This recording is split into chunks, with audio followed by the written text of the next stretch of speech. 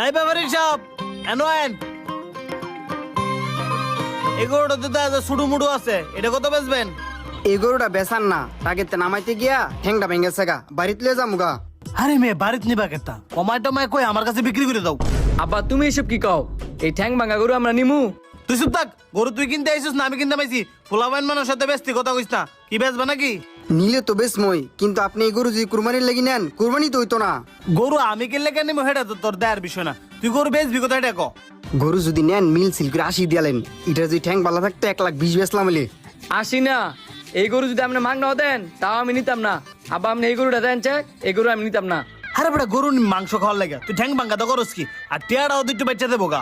জীবনে তো অনেক টিয়া বাঁচাইছেন, আর টিয়া যদি বাঁচানোর হয় সুস্থ সবল ছোট্ট একটা গরু নেন, আর তাতেও যদি আপনার না হয় আপনি একটা ছাগল নেন। ছাগল নিলে কি আমার মান সম্মান থাকবো? সবসময় গরু দেই? আপনি ছাগল